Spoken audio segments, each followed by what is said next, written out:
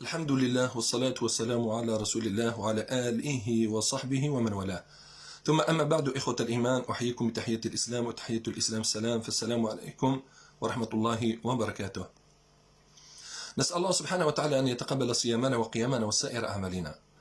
إخوة الإيمان، تكلمنا في الدروس السابقة عن فضل العشر الأواخر من شهر رمضان، فذكرنا أنفسنا وإياكم بأنه من بين مقاصد إحياء هذه العشر موافقة ليلة هي أفضل من 1000 شهر، أي ليلة القدر. إخوة الإيمان، ففي الدرس السابق بدأنا الكلام عن فضائل ليلة القدر. إخوة الإيمان، فليلة القدر خير من 1000 شهر، ومن قامها إيمانا واحتسابا غفر له ما تقدم من ذنبه. نسأل الله سبحانه وتعالى أن يتقبل منا وأن يوفقنا لنيل ثوابها وأجرها. آمين يا رب العالمين. Au nom d'Allah, clément et miséricordieux, que les prières d'Allah et ses plus amples salutations soient sur notre prophète Mohammed, ainsi que ses membres purs de sa famille, et tous ceux qui emboîteront leur pas jusqu'au jour dernier. Ensuite, mes chers frères et sœurs en islam, je vous salue avec la salutation de l'islam qui est la paix. Paix sur vous. Assalamu alaikum wa rahmatullahi wa barakatuh. On a commencé de parler sur les mérites. Les cours précédents, on a parlé sur les mérites de la dernière décade du mois de Ramadan. On a dit que parmi les finalités d'observer la prière nocturne pendant ces 10 jours, c'est pour gagner la récompense de la nuit de destin. C'est pour coïncider la nuit de destin et gagner sa récompense si Allah subhanahu wa ta'ala nous facilite cela, Inch'Allah. Comme on a parlé dans le cours précédent sur les mérites de la nuit de destin. Parmi les mérites de la nuit de destin, le prophète sallallahu alayhi wa sallam nous a informé dans un hadith authentique que celui qui veille la nuit de destin en priant avec foi et en espérant la récompense auprès d'Allah subhanahu wa ta'ala, Allah subhanahu wa ta'ala absout ses péchés antérieurs. Allah va lui pardonner tous ses péchés passés. Aujourd'hui, Inch'Allah, on parlera sur certains éléments sur la nuit de destin, chers frères et sœurs. Comme on a évoqué le cours précédent, un élément très important, le fait qui consiste au fait de rechercher la nuit de destin. Il faut rechercher, il faut faire un effort, il faut faire les causes nécessaires pour gagner la récompense de cette nuit méritoire. Le cours d'aujourd'hui, Inch'Allah, on parlera sur d'autres éléments très importants sur la nuit de destin. Allah subhanahu wa ta'ala, dans le noble Coran, ainsi que le prophète sallallahu alayhi wa sallam, nous ont informés sur certaines choses qui se passent durant la nuit de destin. Allah subhanahu wa ta'ala a dit dans le noble Coran, dans le sens rapproché du verset: c'est au cours de cette nuit que descend, avec la permission de Dieu, les anges et l'Esprit Saint. Donc parmi les choses qui se passent dans cette nuit, la descente des anges. Les anges descendent sur terre en grand nombre pour intercéder, pour intercéder pour les croyants auprès d'Allah subhanahu wa ta'ala, tout en faisant des invocations au profit des croyants, de ceux qui veillent la nuit de destin. Ainsi que Allah subhanahu wa ta'ala dans ce verset nous a informé que l'Esprit Saint, ça veut dire l'archange Jibril, Al-Malak Jibril alayhi salam, descend au ciel terrestre avec les anges pour intercéder et pour invoquer Allah subhanahu wa ta'ala de pardonner aux serviteurs croyants qui veillent la nuit de destin. Ainsi que dans le verset, le chapitre Al-Qadr, Allah subhanahu wa ta'ala nous informe que pendant cette nuit, il règne une paix indescriptible, de coucher, de soleil jusqu'à la fin de la nuit. Allah subhanahu wa ta'ala dit, dans le sens rapproché du verset, et les paix et salut jusqu'à l'apparition de l'aube. Donc Allah subhanahu wa ta'ala va combler cette nuit d'une paix indescriptible, chers frères et sœurs. Un autre élément ou une autre chose qui se passe durant cette nuit de destin, Allah subhanahu wa ta'ala, durant cette nuit, fait le décret de toute chose qui se passera l'année prochaine. C'est au cours de cette nuit qu'Allah subhanahu wa ta'ala décrétera tout ce qui arrivera l'année suivante. C'est pour ça, Allah subhanahu wa ta'ala, c'est ça ce que Allah subhanahu wa ta'ala nous a informé dans le noble Coran, chers frères et sœurs. فإخوة الإيمان تكلمنا في الدرس السابق أو في الدرس السابقين عن فضل قيام العشر الأوائل من رمضان وكذلك فضل قيام ليلة القدر وهي ليلة خير من 1000 شهر وليلة من قامها إيمانا واحتسابا غفر له ما تقدم من ذنبه. القرآن الكريم وكذلك سنة النبي عليه الصلاة والسلام يخبراننا أن أمورا تحدث في هذه الليلة. من بين هذه الأمور إخوة الإيمان أن الملائكة تتنزل بكثرة بأعداد كثيرة جدا، وهذا مصداق قوله تعالى إذ قال تنزل الملائكة والروح فيها بإذن ربهم من كل أمر. ابن كثير رحمة الله عليه في تفسير هذه الآية قال أي تنزل الملائكة في هذه الليلة لكثرة بركتها، والملائكة يتنزلون مع تنزل البركة والرحمة. Allah subhanahu wa ta'ala fait descendre durant cette nuit la bénédiction, la miséricorde sur ses serviteurs. كما يتنزلون عند تلاوة القرآن ويحيطون بحلق الذكر، يحيطون بحلق الذكر ويضعون أجنحتهم لطالب العلم توقيرا بصدق وتعظيما لما يفعله. فإخوة الإيمان فالله سبحانه وتعالى يأمر ملائكته يتنزلون ليلة القدر ليشفعوا في المؤمنين، يدعون لهم ويستغفرون لهم الله سبحانه وتعالى. كذلك من الأمور التي تحدث في ليلة القدر إخوة الإيمان تنزل الروح. ابن كثير في تفسير كلمة تنزل الروح والملائكة، الروح قال أكثر أهل العلم كما قال ابن كثير، قيل المراد به هنا جبريل عليه السلام، فيكون من باب عطف الخاص على العام كما قال. وقيل هم ضرب من الملائكة، أي نوع من الملائكة من ملائكة الرحمن يتنزلون ليشفعوا في المؤمنين الذين يقيمون ليلة القدر، يدعون الله سبحانه وتعالى ويستغفرونه. فهذا فضل كبير إخوة الإيمان. كذلك من الأمور التي تحدث في ليلة القدر أنها ليلة تعمها السكينة والطمأنينة. الله سبحانه وتعالى جعلها سلاما لكل شيء، وهذا مصداق قوله تعالى إذ قال سلام هي حتى مطلع الفجر، أي حتى يطلع الفجر إخوة الإيمان. قال ابن كثير هي خير كلها ليس فيها شر إلى مطلع الفجر. وقيل في تفسير آخر أي معناها سلام إلى مطلع الفجر أي تسليم الملائكة ليلة القدر على أهل المساجد حتى يطلع الفجر، أهل المساجد وغيرها الذين يقومون هذه الليلة. وكذلك في هذه الليلة إخوة الإيمان تقضى فيها الأمور وتقدر الآجال والأرزاق للسنة القادمة، هذا مصداق قوله تعالى فيها يفرق كل أمر حكيم. فهذا فضل كبير إخوة الإيمان. أمر آخر عنصر كذلك فيما يخص ليلة القدر، هل جعل الله سبحانه وتعالى لليلة القدر علامات؟ لأن النبي عليه الصلاة والسلام حثنا وحرضنا على تحريها أي طلبها. فهل هناك علامات إخوة الإيمان؟ كيف يدرك الإنسان أنه وافق ليلة القدر؟ الحمد لله، الله سبحانه وتعالى من قوانين خلقه أنه جعل لكل شيء سببا. فالنبي عليه الصلاة والسلام أخبرنا عن بعض علامات ليلة القدر إخوة الإيمان.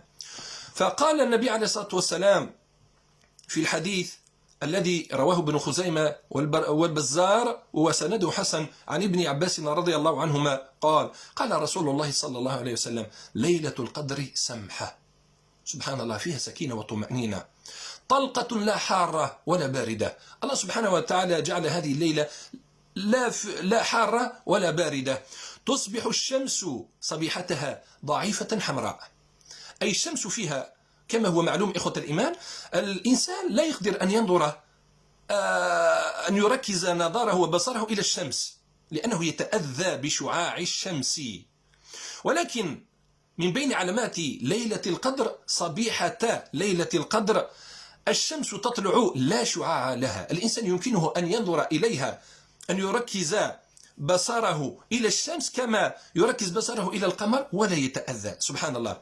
وهذا ما أوضحه كذلك حديث النبي عليه الصلاة والسلام، إذ قال في الحديث الذي رواه الإمام أحمد: إن أمارة أي علامة ليلة القدر أنها صافية بلجة، صافية فيها نوع من إخوة الإمام من الضوء وكذلك السكينة والطمأنينة، كأن فيها قمرا ساطعة، سبحان الله، ساكنة سجية، ولا برد فيها ولا حر، ولا يحل لكوكب يرمى فيها حتى تصبح. هذه الليلة لا توجد فيها لا الشهب. وأن أمارتها أن الشمس صبيحتها تخرج مستوية ليس فيها شعاع مثل القمر ليلة البدر، أو مثل القمر ليلة البدر، ولا يحل للشيطان أن يخرج معها يومئذ، سبحان الله. فالنبي عليه الصلاة والسلام دلنا على بعض علامات ليلة القدر إخوة الإيمان.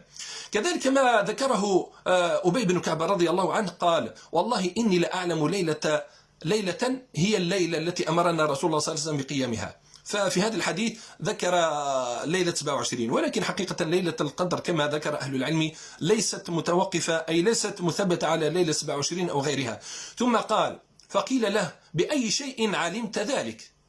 سأله أصحابه: ما هو دليلك؟ ما هو دليل صدق حديثك أنك وافقت ليلة القدر؟ فقال: بالآية التي أخبرنا رسول الله صلى الله عليه وسلم، أخبرنا أن الشمس تطلع صبيحتها لا شعاع لها كأنها طست حتى ترتفع. الطست هي الصحن المستدير حتى ترتفع، أي لا شعاع فيها. Donc, chers frères et sœurs, il y a un élément très important concernant la nuit de destin.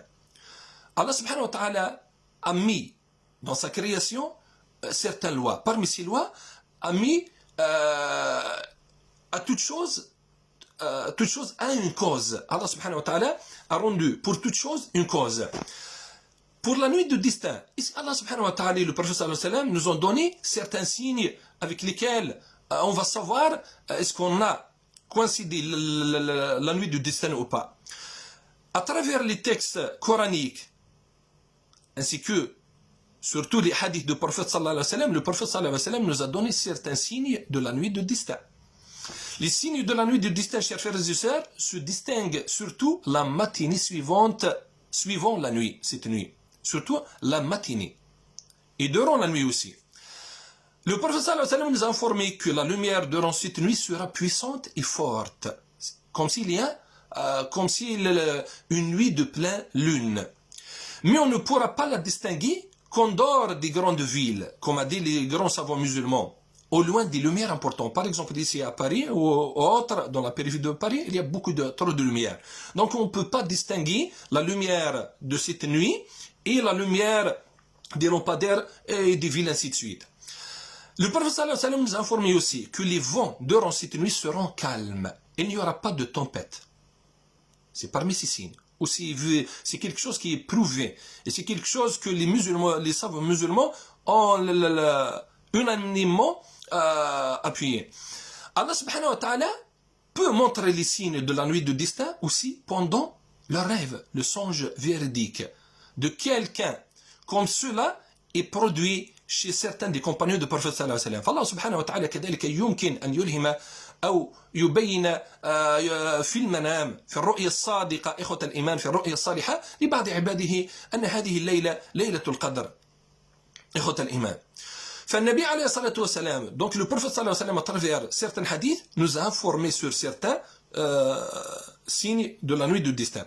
Parmi ces hadiths, le hadith où le prophète sallallahu alayhi wa sallam a dit, le matin de la nuit de destin, le soleil se lève sans rayonnement, bila shua, sans rayonnement, tel une écuelle, une assiette, tel une écuelle jusqu'à ce qu'elle s'élève, jusqu'à ce qu'elle s'élève, rapporté par l'imam muslim. Dans un autre hadith, le prophète sallallahu alayhi wa sallam a dit, Le compagnon sallallahu alayhi wa sallam a été interrogé par les compagnons en disant, nous avons parlé de la nuit de destin chez le prophète sallallahu alayhi wa sallam, puis il a dit, qui parmi vous se rappelle lorsque la lune s'est levée alors qu'il était comme la moitié d'une écuelle, un récipient rond, une assiette creuse. Un écuelle, c'est un récipient rond, rapporté par l'imam Muslim. Donc le prophète sallallahu alayhi wa sallam nous a donné ce signe. Al-Qadi Iyad, parmi les grands savants musulmans, a dit, ceci fit allusion au fait qu'il se situe vers la fin du mois, car la lune ne prend cette forme qu'à ce moment-là. Cette forme, la lune prend cette forme, la forme d'une écuelle, la fin du mois de Ramadan. Donc, chers frères et sœurs, le prophète sallallahu alayhi wa sallam, dans des hadiths authentiques, nous a donné quelques signes de la nuit de destin. Cette nuit est plein de lumière, cette nuit est plein de paix, de sérénité, ainsi de suite. Cette nuit, il n'y a pas de vent, il n'y a pas de tempête, cette nuit n'est pas froide, n'est pas chaude. Donc le prophète sallallahu alayhi wa sallam nous a informé sur certains signes de la nuit de destin. Chers frères et sœurs, un élément très important, celui qui se rend compte de la nuit de destin, il coïncide la nuit de destin, il va faire quoi? Il va célébrer la nuit du destin comment? Est-ce qu'avec des fêtes artistiques, des galas ou ainsi de suite, avec la désobéissance à Allah subhanahu wa ta'ala, ou il y a un rite bien précis décrit par le prophète sallallahu alayhi wa sallam avec lequel on célèbre la nuit de destin. Car malheureusement, il y a beaucoup d'invocations, surtout à l'ère actuelle. Au lieu d'adorer Allah subhanahu wa ta'ala, consacrer cette nuit à l'adoration d'Allah subhanahu wa ta'ala, il y a certains qui font des fêtes, des cérémonies, et la célèbrent avec des innovations, wa bid'a wal iyadu billah. Donc, chers frères et sœurs, les savants musulmans sont unanimes qu'il y a au moins 5 actions méritoires à accomplir durant cette nuit. La première des choses, c'est la prière nocturne, chers frères et sœurs. Dans des cours précédents, on a évoqué un sujet très important, l'importance de la prière nocturne. On a dit que la meilleure prière après la prière obligatoire, c'est la prière de nuit, la prière nocturne.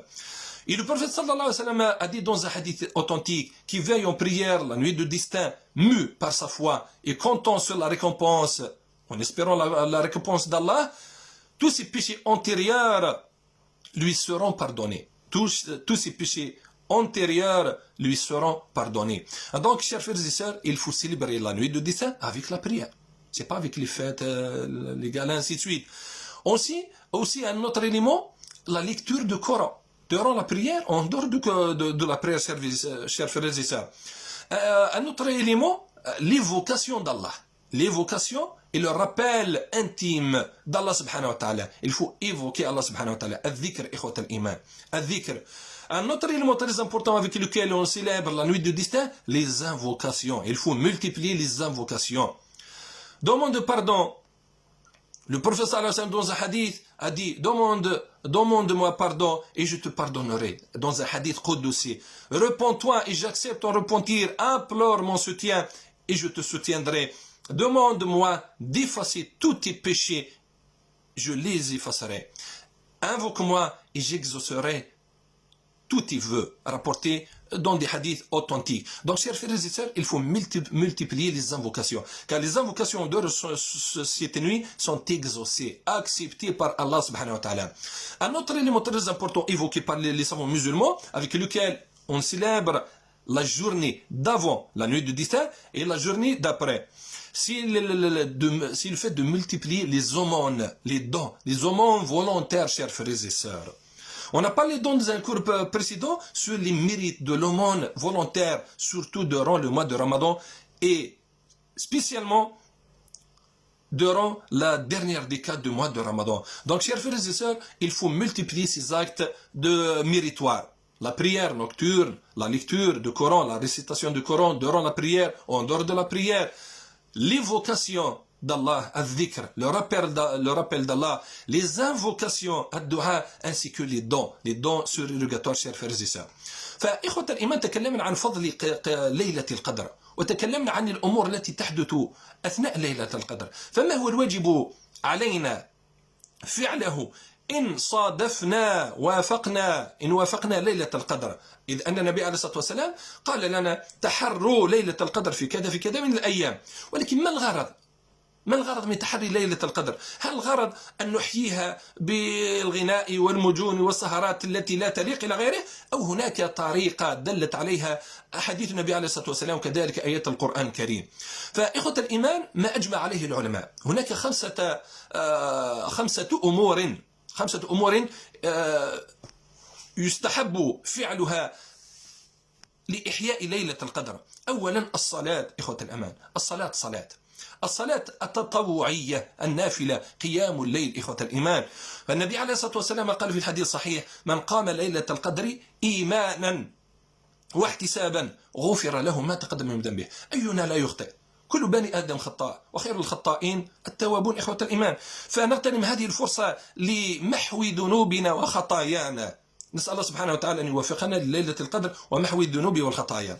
كذلك الأمر الثاني قراءة القرآن إخوة الإيمان. ويكفي شرفا أن القرآن الكريم نزل في شهر رمضان، ونزل من اللوح المحفوظ إلى سماء الدنيا ليلة القدر، ثم نزل منجما أي مفرقا طوال مدة الوحي على حسب الأحداث والوقائع.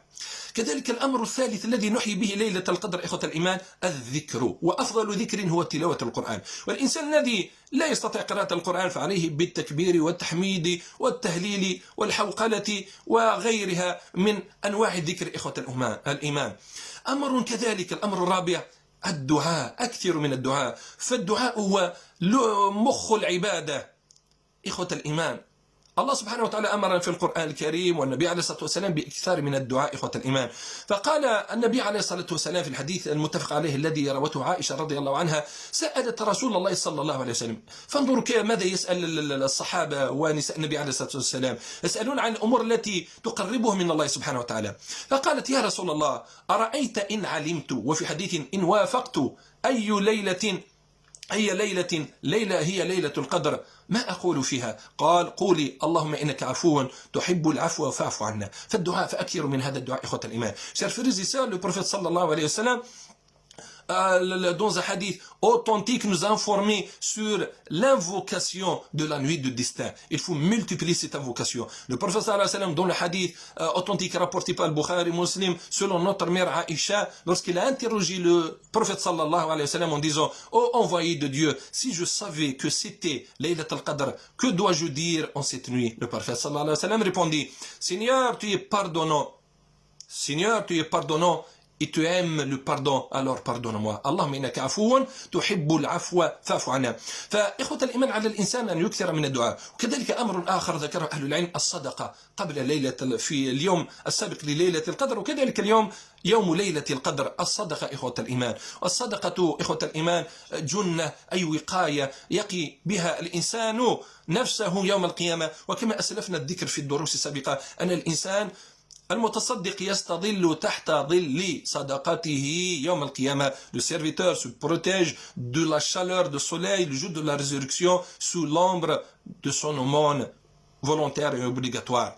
Donc, chers frères et sœurs, il faut célébrer la nuit du destin. On multiplier les prières nocturnes, les récitations du Coran, l'évocation d'Allah, les invocations et les dons durant la nuit d'avant et la nuit d'après de la nuit de destin. Le prophète sallallahu alayhi wa sallam, comme aussi nous a informé sur, comme on a dit tout à l'heure, la meilleure invocation à réciter pendant la nuit de destin, c'est de dire: ô Seigneur, tu es pardonnant et tu aimes le pardon, alors pardonne-nous. Allahumma innaka afuwun tuhibbul afwa fa'fu anna. فنسأل الله سبحانه وتعالى أن يوفقنا لليلة القدر، ونسأل الله سبحانه وتعالى أن يمن علينا بها علينا إخوة الإيمان، ونسأل الله سبحانه وتعالى أن يتقبل صلاتنا وقيامنا وسائر أعمالنا. اللهم إنك عفو تحب العفو فاعف عنا. Nous implorons Allah subhanahu wa ta'ala d'accepter notre jeûne, nos prières, nos invocations, d'exaucer nos invocations et de pardonner nos péchés. Ô Seigneur, tu es pardonneur, tu es tout pardonnant, tu es le pardonneur, et tu aimes le pardon. Pardonne-nous, et pardonne-nous et efface nos péchés. Nous implorons Allah subhanahu wa ta'ala de nous faciliter la guidance, nous implorons Allah subhanahu wa ta'ala de nous faciliter la recherche de la nuit de destin. Nous implorons Allah subhanahu wa ta'ala d'accepter notre jeûne, nos prières. آمين يا رب العالمين. وصلى الله على سيدنا محمد وعلى آله وصحبه أجمعين. إخوة الإيمان، لا تضيعوا أوقاتكم لا في التلفاز ولا في الإنترنت، خاصة في هذه الليالي إخوة الإيمان. لا تضيعوها، لا تذهبوا أوقاتكم بما لا يعود بالنفع عليكم يوم القيامة وكذلك في هذه الدنيا. فاتقوا الله في أنفسكم واغتنموا هذه الأوقات الفضيلة. أسأل الله سبحانه وتعالى أن يوفقنا لليلة القدر وفضلها وثوابها، آمين يا رب العالمين. وصلى الله على سيدنا محمد وعلى آله وصحبه أجمعين، والسلام عليكم ورحمة الله وبركاته.